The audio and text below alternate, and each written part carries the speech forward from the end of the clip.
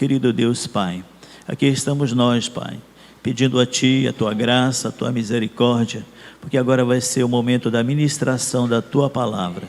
Pedimos, tira de nós todo o impedimento, toda a dificuldade, toda a resistência que tiver em nós, meu Pai. Muitas vezes nós nem sabemos, mas temos essa resistência. Assim, Senhor, tira, prepara-nos para receber a Tua palavra nesta noite. É o Teu servo que vai ministrar. Continua dando a ele, Senhor, a revelação profunda na sua largueza, na sua altura, no seu comprimento, para que ele possa, Senhor, trazer com clareza, Senhor, para que venhamos entender e assim aplicarmos a nossa vida. Pai, te pedimos a Tua bênção e a Tua graça em nome do Teu Filho amado Jesus. Amém. Pai do Senhor, irmãos. Convido os irmãos, por favor, a abrirem as suas Bíblias aí na primeira carta do apóstolo João, capítulo 3. Nós vamos acompanhar do capítulo 11 ao 18, eu não vou fazer a leitura porque ela já foi feita, mas para os irmãos acompanharem aí o desenvolvimento que vai ser nesse trecho. O capítulo 3, se nós fôssemos explorá-lo, ele daria aí umas 3 mensagens diferentes, pelo menos.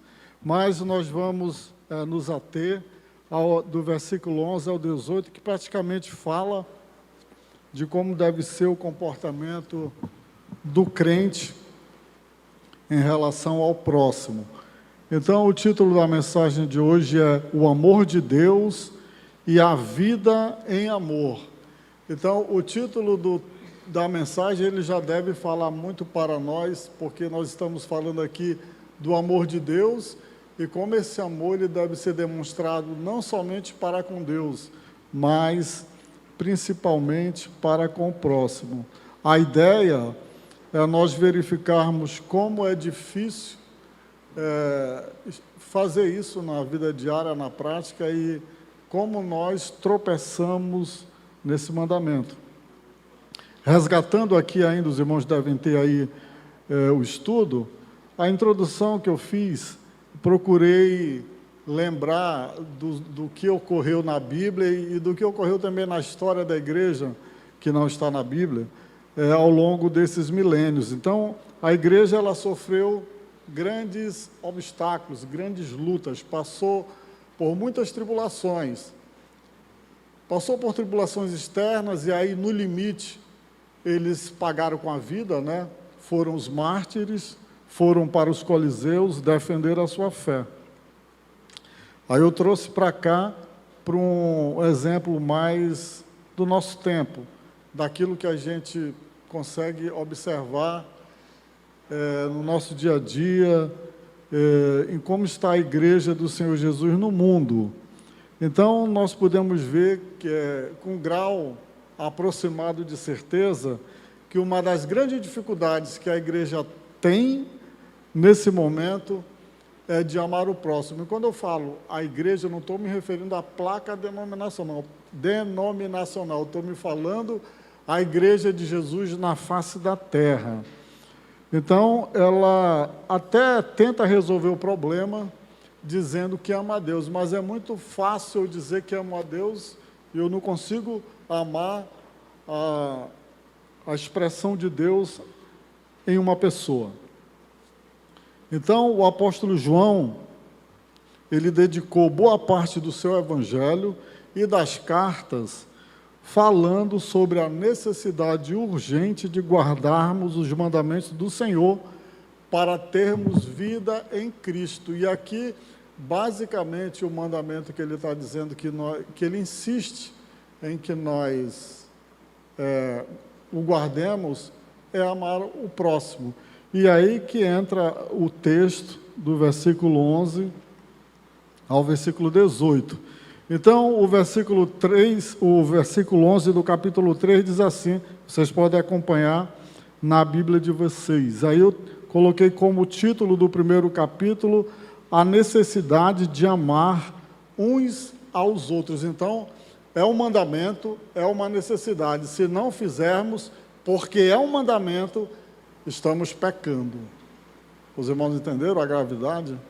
É um mandamento. O mandamento é imperativo. Mandamento é para obedecer. Mandamento é para praticar. Então, aqui já fica de entrada algo que deve chamar a nossa atenção. Se nós estamos falhando nesse item, nós temos que perguntar se realmente nós nascemos de novo, se nós somos crentes de verdade. Porque essa pergunta, ela precisa ser respondida, porque isso implica em nós irmos ou não para o céu. Esse é o único problema, tem a ver com o destino eterno. Então, qual é a mensagem? Porque a mensagem que vocês ouviram desde o princípio é esta, que nos amemos uns aos outros. Olha, ele está repetindo. Então, esta é a mensagem que ouvistes desde o princípio.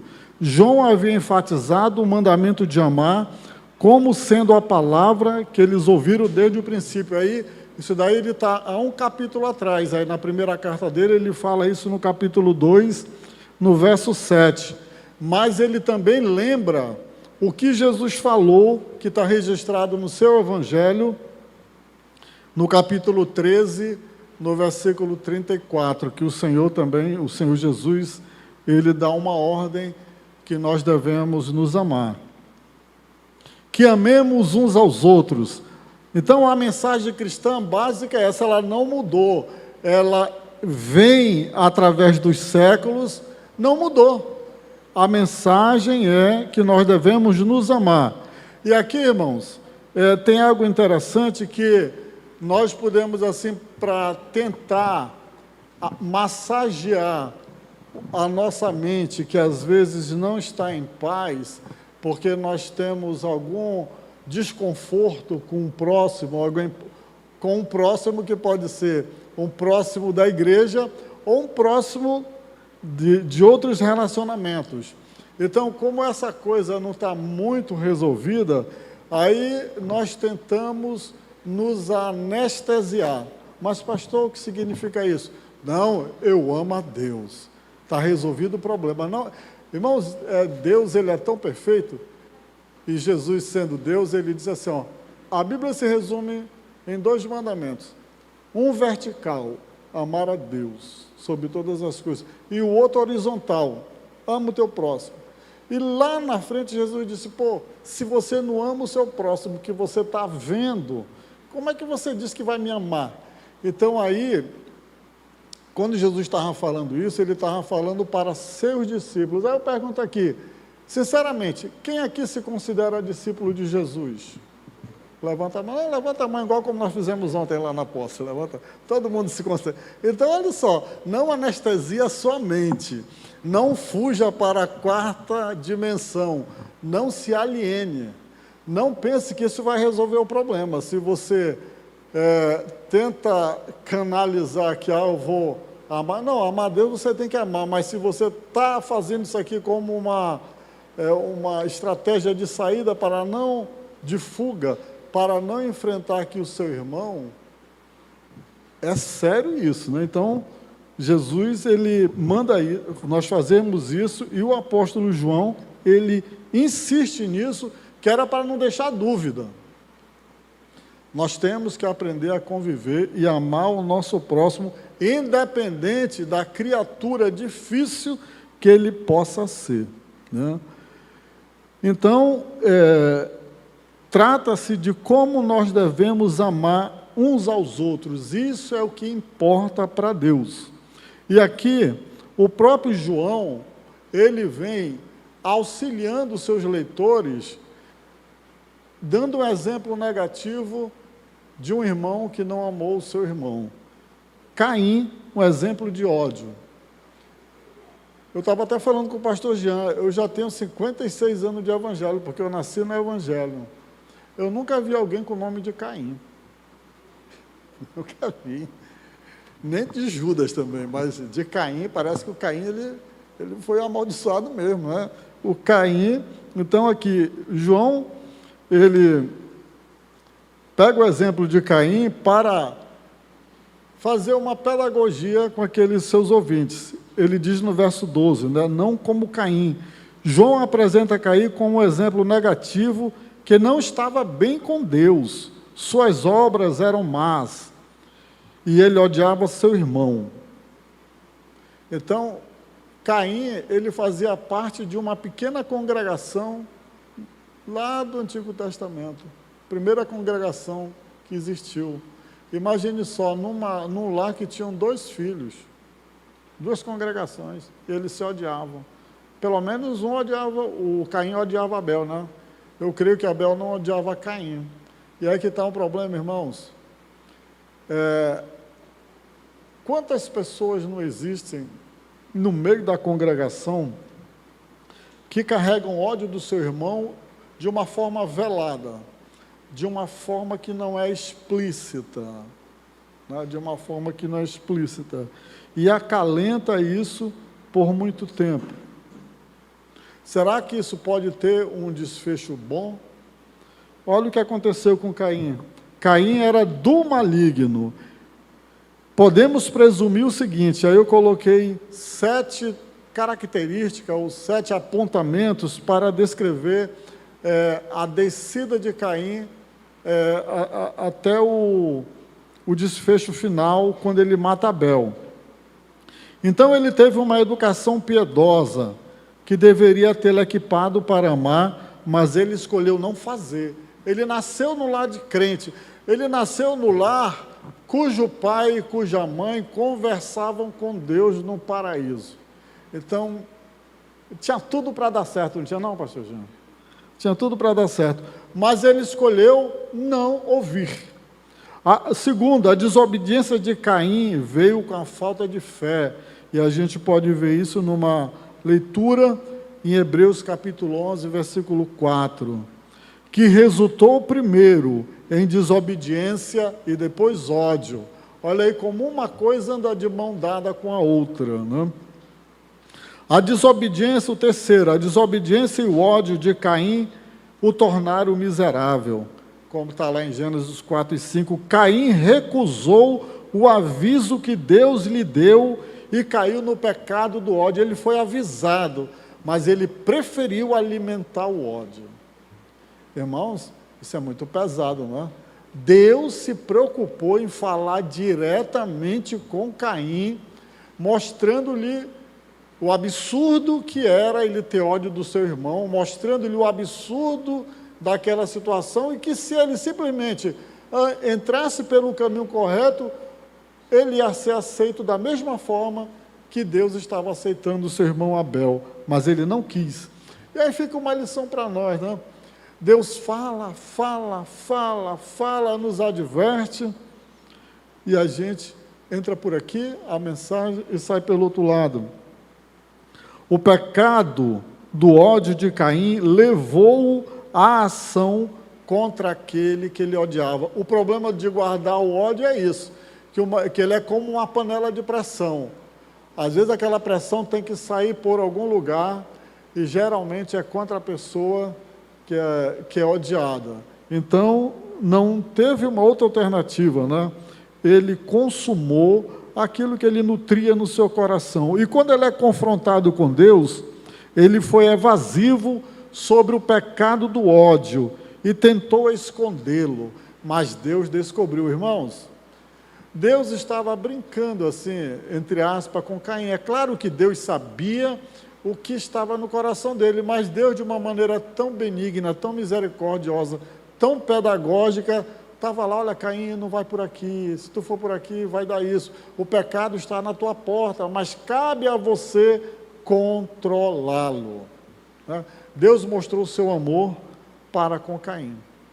Irmãos, mas o que nós podemos, então, tirar de lição daí?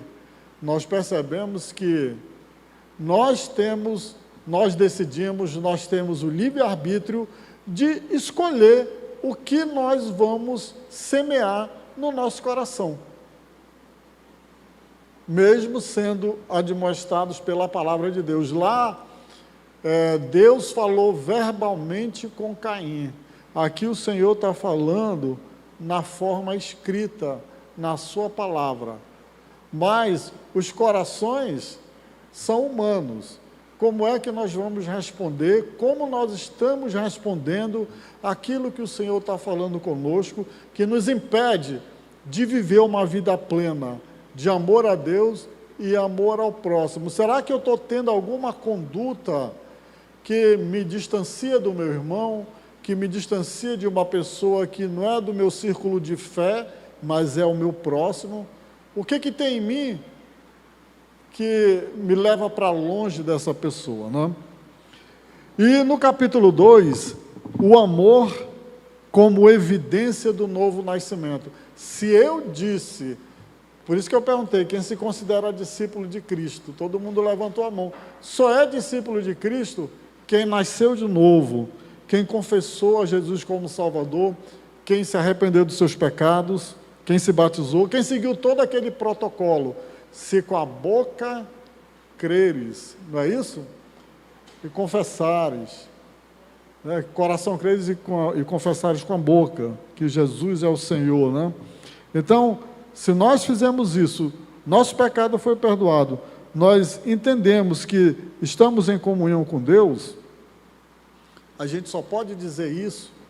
O teste de fogo é se o meu coração, se a minha mente não me distancia de alguém.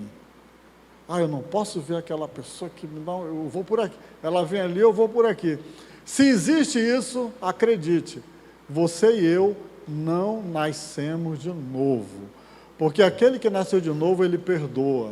Aquele que nasceu de novo, ele ama, né? Versículo 13. Irmãos, não se admire se o mundo odeia vocês. Nós sabemos que já passamos da morte para a vida, porque amamos os irmãos. Quem não ama, permanece na morte. Todo aquele que odeia o seu irmão é assassino. E vocês sabem que todo assassino não tem a vida eterna permanente em si. Está vendo como é duro? Não é só dizer que não ama. É o que vem com esse não ama. Porque quando eu não amo, eu odeio. Mesmo que eu tente me anestesiar. Mas o que o apóstolo João está dizendo? Que ele não permanece em Deus e ele é assassino. Por isso que não vai entrar no céu. Porque uma das classes de pecadores que não entrarão no céu, justamente o assassino. É confronto, irmãos, a palavra de Deus ela é muito pesada. Versículo 13, não se admirem. O que significa isso? Não devemos ficar espantados quando o mundo nos odeia, mas devemos ficar surpresos quando há ódio entre o corpo de Cristo. Então, o João está dizendo, o mundo vos odeia, porque eles me odiaram. Mas espera lá, isso é o mundo com Deus, isso é o mundo com Cristo, isso é o mundo com os cristãos. Mas ódio entre os irmãos, isso é uma coisa que, aí sim, é para se admirar, né? É para ficar espantado. Sabemos, João insiste que o crente que realmente ama o seu próximo pode chegar a um lugar de genuína segurança. Então, o amor ao próximo nos leva a um lugar seguro. Sabemos que passamos da morte para a vida. O amor pelo povo de Deus é um sinal básico de nascer de novo. Só ama quem nasceu de novo. Se esse amor não for evidente em nossas vidas, nossa salvação pode ser questionada. Se estiver presente, nos dá segurança. Então, se eu não amo, eu tenho que questionar a minha salvação, porque não é normal. Só sua quem está vivo, é que produz calor do seu corpo e sua. Então, o crente, para amar, ele tem que nascer de novo, porque o amor, ele é um atributo que Deus comunica, que Deus dá para nós. É um dom, além de ser um fruto. Podemos saber que passamos da morte para a vida pelo nosso amor por outros cristãos. Então, se nós amamos o nosso irmão, nós sabemos que realmente nós estamos salvos, que nós sabemos de novo que nós saímos da morte para a vida. O lugar de ódio, de ciúme, de amargura, em que você ou eu possamos nos encontrar, é um lugar de morte. Você precisa passar da morte para a vida. Então, ódio, ciúme, amargura gera morte. Falta de amor gera morte. Irmãos, às vezes a gente quer fazer tanta coisa para Deus, quer ganhar o mundo, quer fazer tanta coisa, mas nós somos incapazes de fazer o básico. O feijão com arroz do Evangelho, o feijão com arroz é amar. Não é expulsar demônio, que isso também faz parte. Não é profecia. A Bíblia diz que no final vai sobrar o amor. O amor é o mais importante. Aí a gente quer falar 300 línguas, profecia, ressuscitar morto, mas aí Paulo diz, olha, se vocês fazem tudo isso, não tem amor, de nada adianta. Sabe por que de nada adianta? Porque não vai para o céu. Só vai para o céu quem ama. Ou melhor dizendo, quem ama, vai para o céu. Frase bonita, né? Quem ama, vai para o céu. Quem tem o amor de Deus, vai para o céu. Isso significa duas coisas. Primeiro, sabemos que nós estávamos mortos antes de nascermos de novo. Segundo, sabemos que passamos da morte para a vida depois que nascemos de novo. Depois que aceitamos Jesus como Salvador, passamos da morte para a vida. Isso é o inverso do normal. Qual é o normal? Todos nós vamos passar da vida para a morte.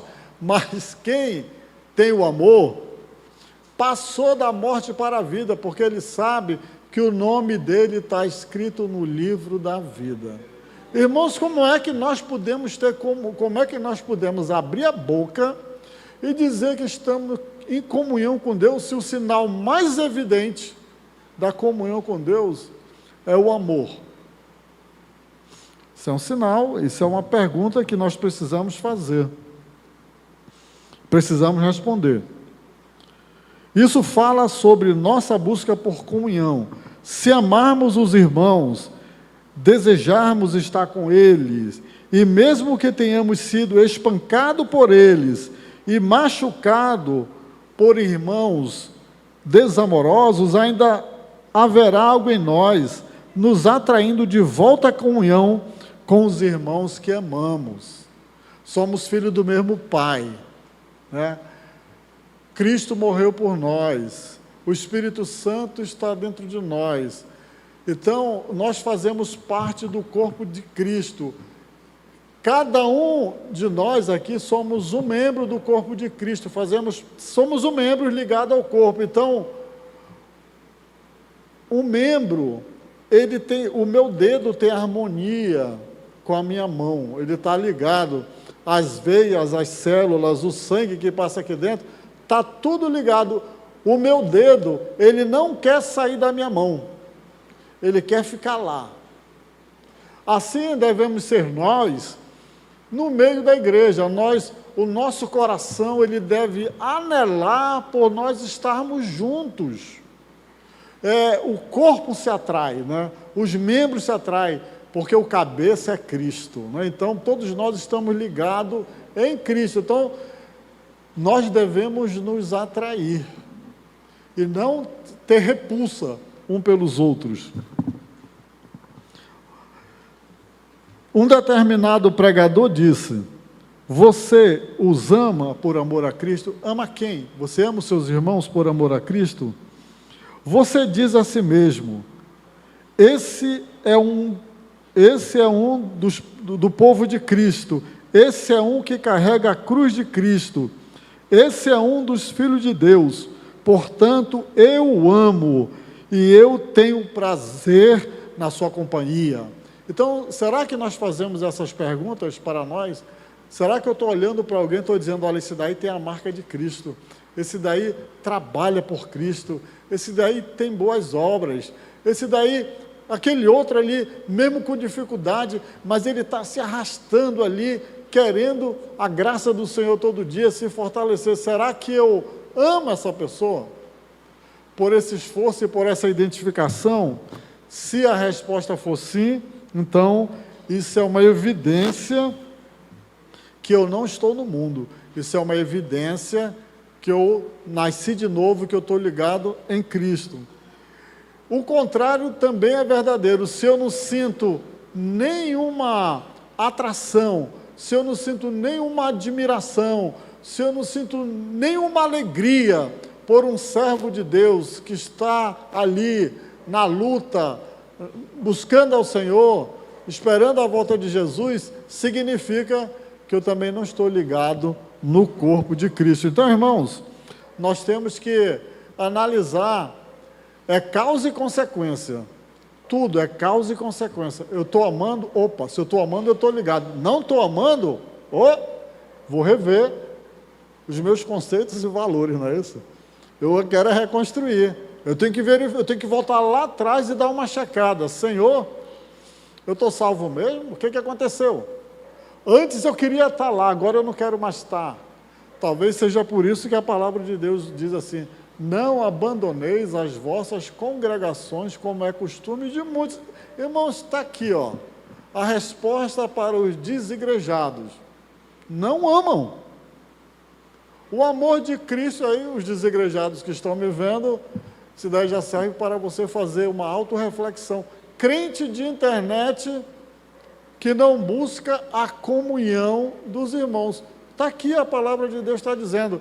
Ele não ama o corpo de Cristo. Ele não ama o seu próximo. Ele não ama os seus irmãos. Porque quem ama quer estar junto. Quer estar junto fazendo um traço de cimento, pastor Everlan. Quer estar junto fazendo alguma coisa para o reino. Quer estar junto, pastor Zani, jogando dois dedos de prosa fora, né? Quer estar junto, como diz Paulo, trazendo um hino de louvor, uma palavra de ânimo, mas quer estar junto, nem que seja para olhar um para a cara do outro e dizer: meu irmão, tu é muito bonito, né? Nem que seja para andar de barco, mas o Espírito que está nele me atrai para estar com ele. O Espírito que está em nós, ele nos atrai. Então, para fechar esse bloco aqui, e aí, os irmãos que não gostam de estar nas suas congregações e não gostam de estar com seus irmãos, é hora de você verificar o que está acontecendo, porque certamente a palavra de Deus aqui está fazendo uma afirmação muito forte. O amor de Deus não está em você, que está com esse tipo de atitude. E aí, ele vai mais à frente, ele diz assim: quem odeia seu irmão é um assassino. Vou fazer uma pergunta aqui para a igreja, mas ninguém responde, fica só com você. Você acha que é possível no meio do povo de Deus ter alguém que odeie outro? Será que isso é uma coisa assim por demais para imaginar? Irmão, tem gente que verbaliza isso: eu odeio. Meu Deus. A palavra, uma pessoa que diz isso, aí eu vou dizer com absoluta certeza, ela não lê a Bíblia, ela não lê a carta de João, porque está aqui, quem odeia o seu irmão é um assassino, está no bom e velho português, bem explicado.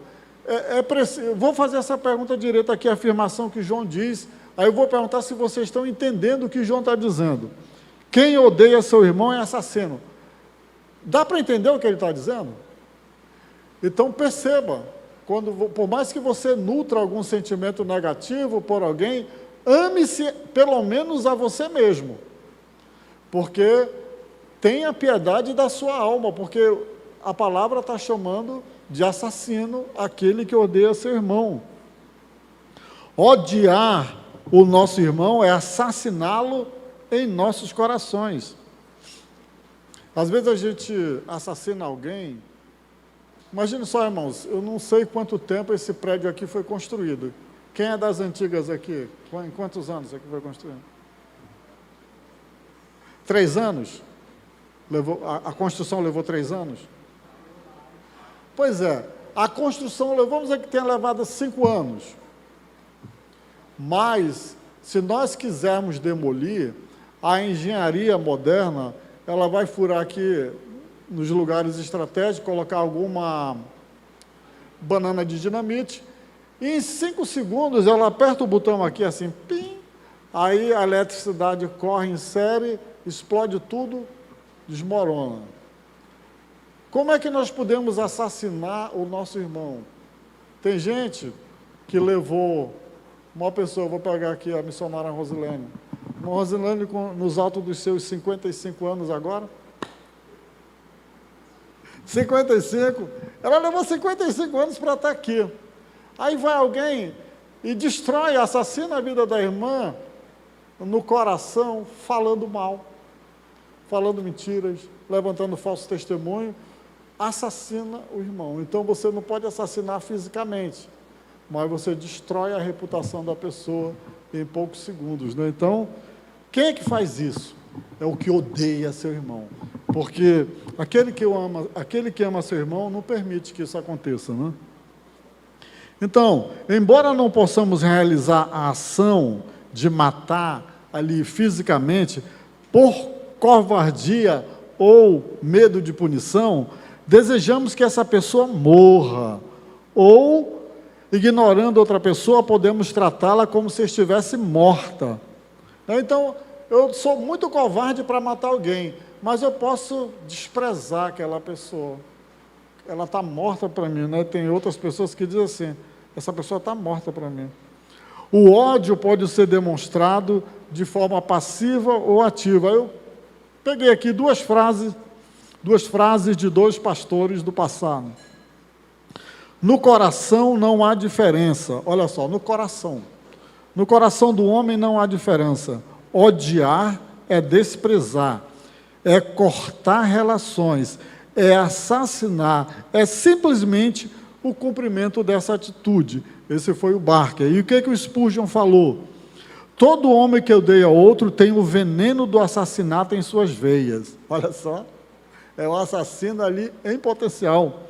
Ele pode nunca realmente pegar as armas mortais em suas mãos e destruir a vida, mas se ele deseja que seu irmão esteja fora do caminho, se ele ficaria feliz se tal pessoa não existisse, esse sentimento equivale a assassinato no julgamento de Deus. Então, olha o que o Spurgeon, o príncipe dos pregadores do passado, olha o que ele disse. Meu irmão, você pode não ter pego em armas, não ter cometido ato, mas se você fez essas coisas no seu coração, você vai ser julgado como assassino no juízo do grande trono branco diante de Deus. E só vai para o trono branco quem está condenado, né? Não pode fazer. Para o trono branco não é galardão, é só quem está condenado para ouvir a pena de pé, né? Para ter o devido processo legal. Então, vocês sabem que nenhum assassino tem a vida eterna permanente nele, é o que João está dizendo. Viver a prática do assassinato ou ter um estilo de vida de ódio habitual aos nossos irmãos, é uma demonstração que não temos a vida eterna permanecendo em nós, que não nascemos de novo. Ser um cristão é mais do que dizer, eu sou cristão. Tem muitos cristãos nominais, mas ser cristão verdadeiro não basta você dizer que é cristão. O que caracteriza, então, um cristão? Na verdade, há alguns que afirmam ser cristãos e não são. Como podemos saber se somos um desses? A resposta de João tem sido constante e simples. Existem 3 testes para medir a prova de um cristão genuíno. 3 testes. Vamos fazer esse teste entre nós mesmos agora. O teste da verdade, o teste do amor e o teste da moral. Se acreditamos no que a Bíblia ensina como verdade, se mostrarmos o amor de Jesus aos outros, e se a nossa conduta tiver mudado e estiver se tornando mais parecida com a de Jesus, então nossa afirmação de ser cristão pode ser provada como verdadeira. Então eu tenho que crer na palavra de Deus, eu tenho que amar, né? Eu tenho que amar e eu tenho que demonstrar esse amor na prática. 3º capítulo, irmãos. O que é amor e como devemos amar uns aos outros. Verso 16: nisto conhecemos o amor, que Cristo deu a sua vida por nós. Portanto, também nós devemos dar a nossa vida pelos irmãos. Os irmãos estão percebendo que amor, apesar de ser um substantivo, ele é quase que um verbo, porque é ação e reação, né? É causa e efeito. Se ama, faz alguma coisa. Deus disse que amou. Então, ele tinha que demonstrar esse amor. Como é que ele demonstrou esse amor? Ele mandou alguém que era o mais valioso que ele tinha, que era o Senhor Jesus Cristo, para morrer por nós. Então, é o que ele está dizendo aqui. Cristo deu a sua vida por nós. Então, devemos ter a mesma atitude. E aí, para nós entendermos o que é o amor, e para os irmãos sabem, os irmãos já sabem, o pastor Everlan tem ensinado para nós aqui, que o Novo Testamento, ele foi escrito na língua grega. O Novo Testamento todinho foi escrito na língua grega. Então, os gregos antigos, eles tinham 4 palavras para demonstrar o amor. Quando nós abrimos a nossa Bíblia, e o nosso português, ele é uma língua muito pobre, porque ele só tem uma palavra para amor. É amor e amor, e amor, e acabou-se dentro das suas mais variadas concepções. Mas os gregos, eles tinham 4 palavras para exemplificar os tipos de amores. Ele tinha o eros, e aí todo mundo já sabe de erótico, né? É o amor sexual, é o amor entre o homem e uma mulher da forma mais íntima, né? No sexo. Aí ele tem o amor estorge, que era o amor familiar, o amor que o pai sentia pelos filhos, né? Que a mãe sentia pelos filhos, era o amor entre família. Então, eles vão classificando, vão dando uma palavra para cada tipo de amor. Aí tem o filia, que esse é um terceiro tipo de amor, e é o amor mais elevado que o ser humano pode alcançar sem Deus. É até onde a capacidade humana ela nos leva. Então, o filia, ele é aquele amor que Jonatas sentia por Davi. É o amor da amizade, é o amor de uma pessoa pelo outro, né? Então, e tem, por fim, o amor ágape, que é a 4ª palavra. É um amor que se doa sem exigir ou esperar retribuição. É um amor tão grande que pode ser dado ao que não é amável ou desagradável. É um amor que ama mesmo quando é rejeitado. O amor ágape dá e ama porque quer. Não exige ou espera a retribuição do amor dado. Dá porque ama, não ama para receber. Em outras palavras, quando ele é aplicado no Antigo Testamento, ele é justamente esse amor ágape, é o amor de Deus, esse amor sacrificial, é o amor que dá. E aí nós vemos, por exemplo, todas as palavras que João fala no seu evangelho, a maioria delas, a maioria esmagadora, e nas epístolas, são derivados do amor ágape nas mais distintas inclinações verbais, mas são todas derivadas desse amor. Capítulo 13, que Paulo fala aos Coríntios, é esse amor que Paulo está falando. O amor que Jesus fala, ele está se referindo a esse amor. Então, o que João está dizendo para nós, ele está dizendo, olha, o amor que Deus amou o mundo foi o amor ágape. Esse amor fez com que, esse amor, ele era tão profundo, ele era tão grande, que ele mandou seu filho. E esse amor, vocês não têm condição de tê-lo por vocês mesmos. Aí, se nós lermos o capítulo 2 da carta, parece que João está sinalizando que a pessoa tem que ser cheia do Espírito para poder expressar esse amor. Então, os irmãos estão percebendo que uma coisa está conectada à outra, Se eu não amo, às vezes, eu digo que aceitei Jesus, eu sou nominal, eu me espremo, tipo um caldo de cana ali, uma cana quando a gente vai tomar ali na Aparecida, né? O camarada bota aí uma vez, duas vezes, três vezes, tem hora que não sai mais. Então, meu irmão, isso é significativo porque ele é problemático. Se você não ama, segundo o texto, é porque você não nasceu de novo. Mas também, segundo o texto, se você não ama, é porque você não tem o Espírito. Eu não sei qual é o pior dos dois, né? Agora, já pensou a junção dos dois? O camarada não tem o Espírito, nem nasceu de novo? E ele está falando para crente. Então, só dizer... Esse amor, ele não é gerado da capacidade humana, ele é soprado por Deus, ele é dado mediante o Espírito, e esse Espírito tem que estar em nós, para gerar esse amor. Se nós não tivermos o Espírito de Deus na nossa vida, esse amor não é gerado, e aí isso que é o problema, porque aí o desamor... Porque se você não tem o amor, e quem gera o amor é o Espírito, você vai ser um crente problemático dentro da igreja, você vai ser um crente problemático dentro da sua casa, porque você é incapaz de amar. Porque o motor do amor, a usina do amor, é o Espírito Santo, e ele não está em quem não ama. Em outras palavras, a pessoa morreu espiritualmente há muito tempo e não se deu conta. Vou fazer outra pergunta. Será que é possível alguém estar morto dentro da igreja?